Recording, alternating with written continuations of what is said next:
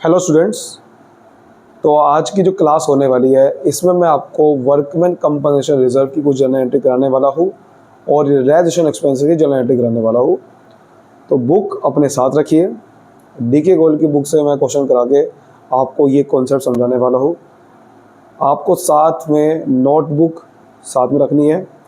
Video को pause करके आपको नोट करना है और इस वीडियो को सेव कर लेना है, जिससे आप इस वीडियो को बार बार देख सकते हो, जिससे आपको कोई डाउट नहीं होगा। और अगर फिर भी कोई डाउट बचता है तो आप मेरे से कॉल पे या व्हाट्सएप पे पूछ सकते हैं। चलिए शुरू करते हैं। तो पेज नंबर 5.5 निकालिए सभी के सभी। 5.59 पे पेज नंबर पे क्वेश्चन नंबर 1 में कराने वाला हूँ और ये इसकी जर्नल एंट्री जो मैं बताने वाला हूँ वो आपको साथ साथ मेरे साथ नोट करनी है। तो चलिए क्वेश्चन पढ़ते हैं। इसमें लिखा हुआ है मनोज और नंद पार्टनर है जो कि 3:2 में प्रॉफिट बांट रहे हैं। आपको जर्नल एंट्री पास करनी है डिसोल्यूशन की। फर्स्ट पॉइंट लिखा हुआ है वर्कमैन कंपनसेशन रिजर्व 1 लाख का है और उसकी कोई लायबिलिटी नहीं है। अगर आपको याद हो एडमिशन रिटायरमेंट डेथ में हमने समझा था कि वर्कमैन कंपनसेशन को पार्टनर को डिस्ट्रीब्यूट करते हैं, ये समझा था हमने। लेकिन इस चैप्टर में भी ऐसे ही करना है, लेकिन थोड़ा सा चीज अलग है। तो देखिए सबसे पहले क्वेश्चन नंबर जो 1 में आपको एक चीज पहले बता देता हूं कि वर्कमैन कंपनसेशन रिजर्व को डिस्ट्रीब्यूट करने की एंट्री क्या होती है। Workman compensation reserve account debit to partner capital account और उसको ओल्ड रेशो में बांट देना है सभी को। ये एंट्री होती है जनरली।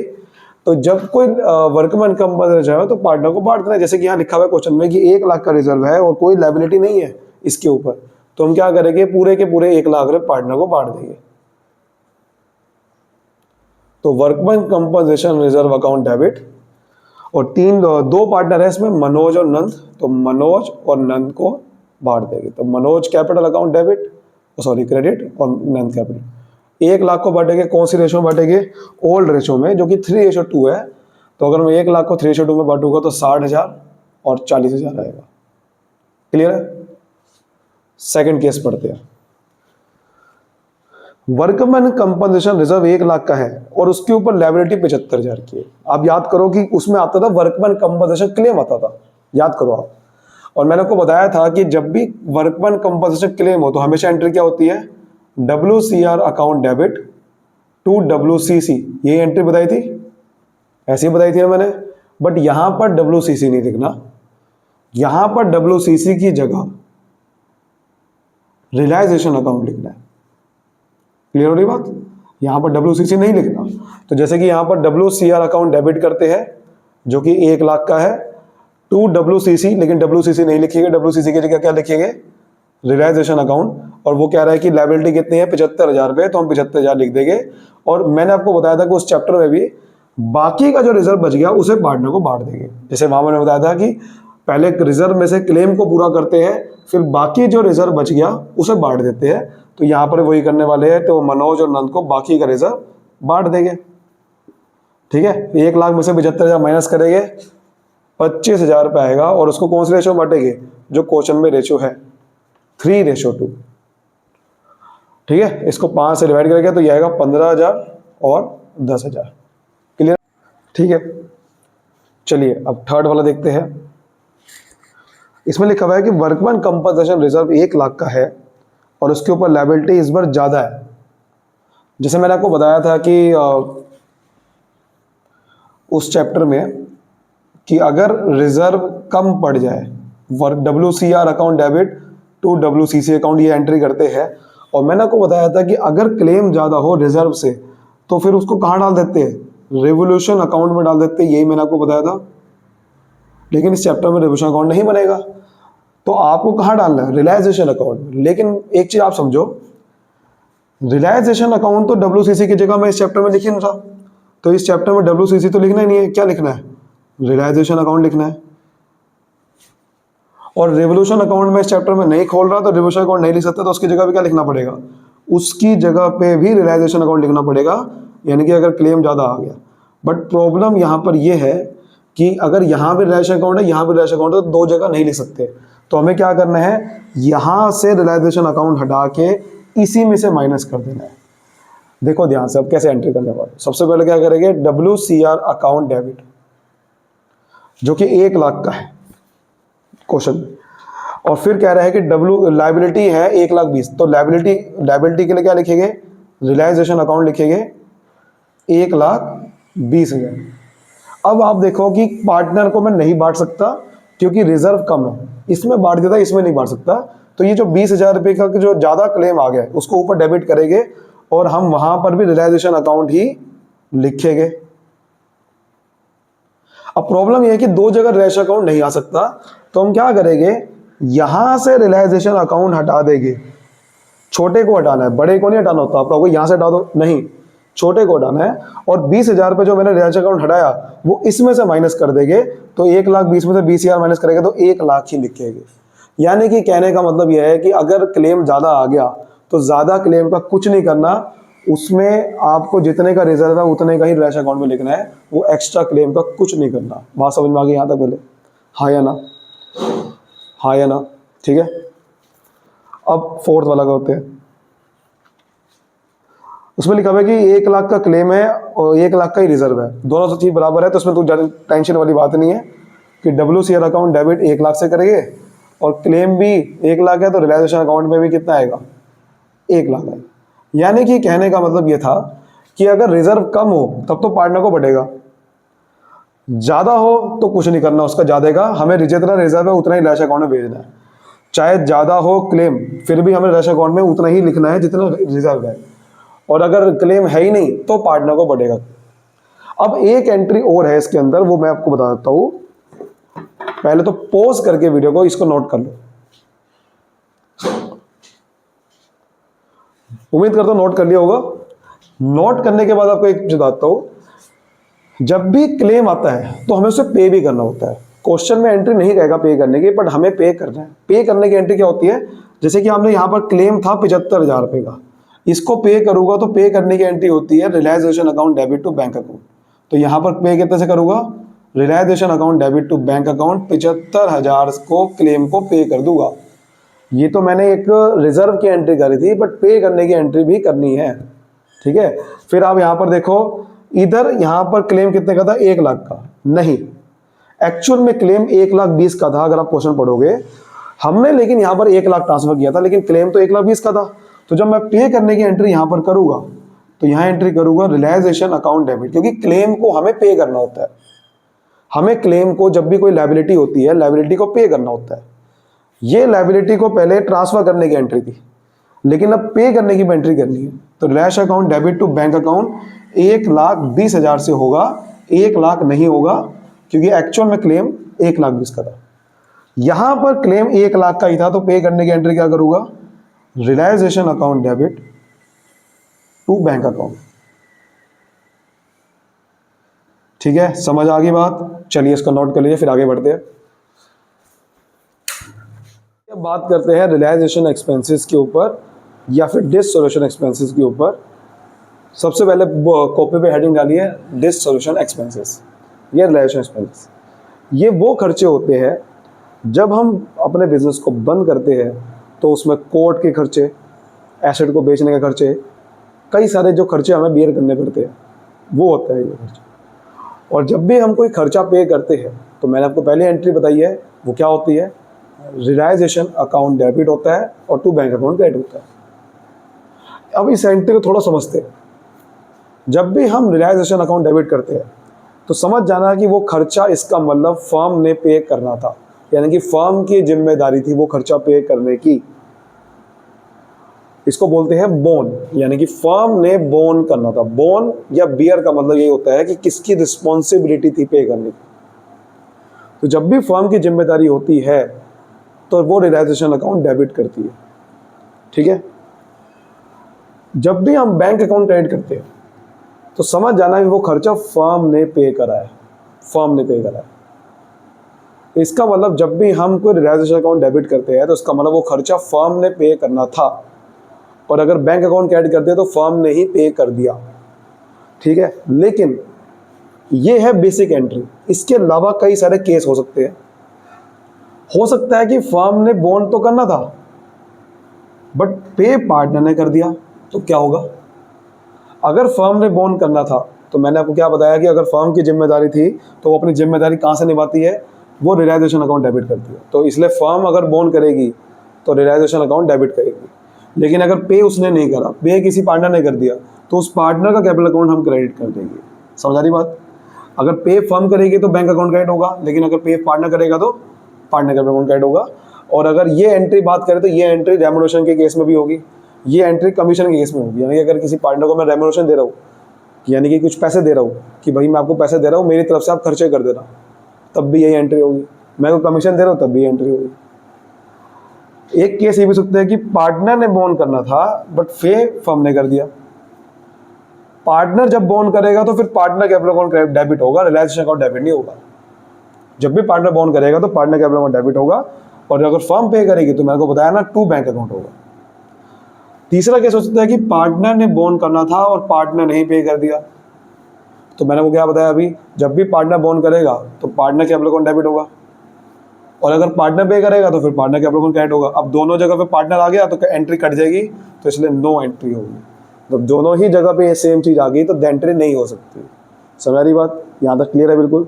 क्वेश्चन करे फिर तो ठीक है। डीके गोयल आप बुक निकालिए, जो मैंने अभी यहाँ लिखा है वो सारा अभी आपकी फेयर कॉपी में नोट होना चाहिए।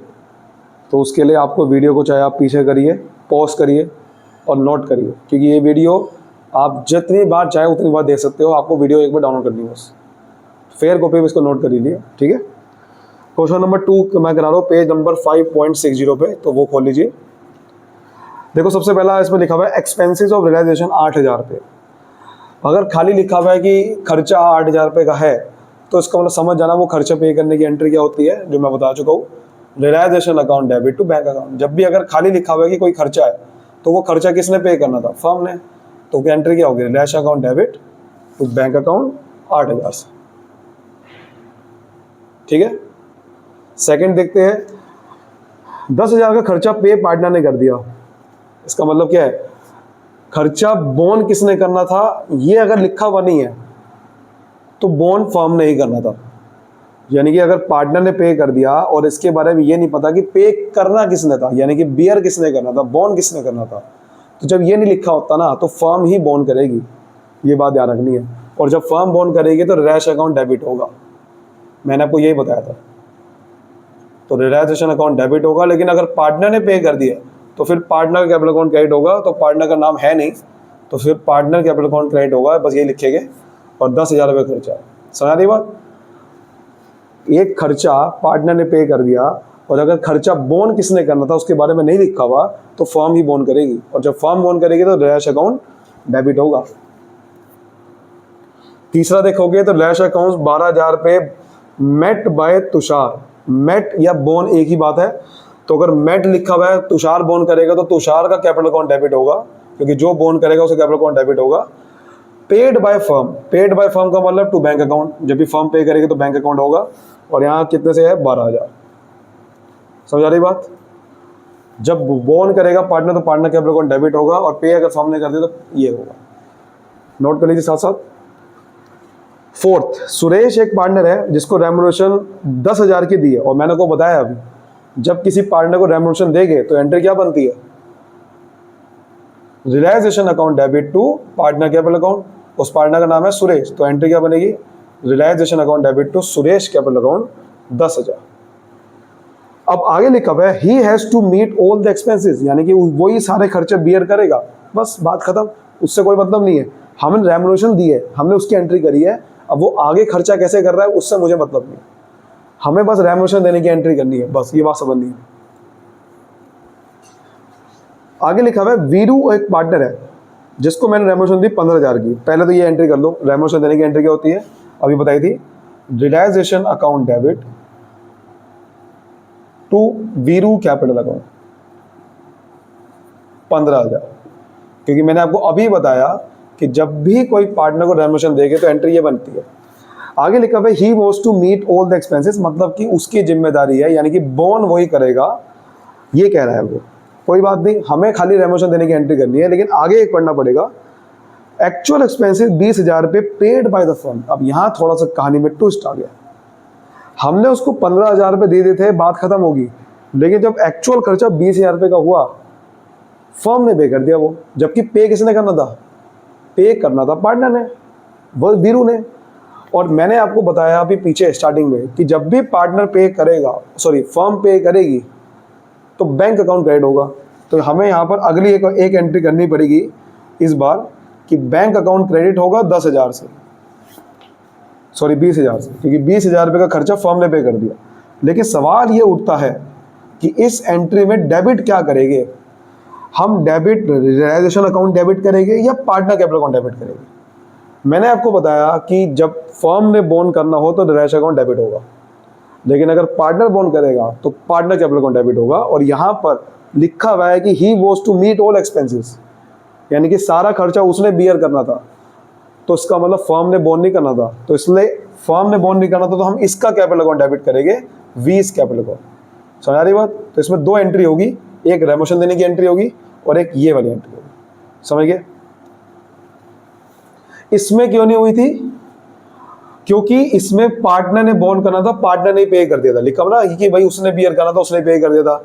लेकिन और यहां पर भी एंट्री नहीं होती 20,000 रुपए की अगर ये खर्चा वही पे कर देता, क्योंकि यहां भी आ जाता, यहां भी आ जाता, दोनों कट जाता। लेकिन अगर क्योंकि फर्म ने पे कर दिया तो इसलिए एंट्री करनी पड़ गई। अगर उसने ही पे करना था, वही पे कर देता अपने खर्चे, तब एंट्री होती ना। क्लियर है? आगे देखते हैं। रियलाइजेशन एक्सपेंसेस अमाउंटेड टू 15,000 रुपये पेड बाय द फर्म। ठीक है, उस आगे लिखा हुआ है 10,000 रुपये borne by the partner and balance by the firm. मतलब कि एक खर्चे थे 15,000 रुपये के, वो फर्म ने पे कर दिए। ठीक है, और जब फर्म पे करेगी तो मैंने बताया टू बैंक अकाउंट होगा, तो हम टू बैंक अकाउंट में सबसे पहले लिख देते हैं 15,000। ये बात तो पता है। अब हमें ये नहीं पता कि डेबिट क्या करेगी, यानी कि बोन किसने करा था। बोन के बारे में उसने आगे बता दिया है। वो कह रहा है कि 10,000 रुपये तो बोन करना था पार्टनर ने और बाकी का बचा हुआ फर्म ने बोन करना था। और जब पार्टनर बोन करेगा तो पार्टनर कैपिटल अकाउंट डेबिट होगा। तो हम पहले क्या करते हैं, पार्टनर कैपिटल अकाउंट डेबिट करते हैं और 10,000 लिख देते हैं। बाकी बचा हुआ फर्म बोन करेगी, और जब भी फर्म बोन करेगी तो क्या लिखते हैं हम, रियलाइजेशन अकाउंट लिखते हैं। तो रियलाइजेशन अकाउंट डेबिट करते हैं और कितने से करेंगे, बचा हुआ। तो 15,000 में 10,000 गए, 5,000 बच गया, तो ये एंट्री करेगी। बस आपको ये बात समझनी है कि जब भी फर्म बोन करेगी तो रियलाइजेशन अकाउंट डेबिट होगा, और जब भी पार्टनर बोन करेगा तो पार्टनर कैपिटल अकाउंट डेबिट होगा। और अगर कुछ नहीं लिखा हुआ बोन के बारे में तो रियलाइजेशन अकाउंट डेबिट होगा, क्योंकि फर्म ही बोन करेगी। ऐसे ही अगर पे के बारे में कोई जानकारी नहीं लिखी हुई, कौन पे कर रहा है, तब भी फर्म पे करेगी। ये बात समझ लो। लास्ट पढ़ते हैं। गोरी a partner was allowed remuneration 25,000 रुपये। वही बात है, देखो जब भी कोई रेम्युनरेशन पे करेंगे हम किसी को तो एंट्री क्या बनेगी, realisation account debit to partner capital account. तो यहाँ पर वही एंट्री बनेगी, कितने से, 15,000 से। यहाँ तक कोई दिक्कत, रेम्युनरेशन देने की एंट्री यही होती है। अब आगे पढ़ना पड़ेगा। आगे कह रहा है कि he was to meet all the expenses, मतलब कि सारे खर्चे वही बियर करेगा। बियर मतलब वही आ गया, अब बोन वही करेगा। आगे बढ़ते हैं। Firm paid an expense of 5,000। अब देखो फर्म ने पे कर दिया तो एंट्री करनी पड़ेगी इसकी, और जब भी फर्म पे करेगी तो मैंने बताया था टू बैंक अकाउंट क्रेडिट होगा, और फर्म ने कितना पे कर दिया, 5,000।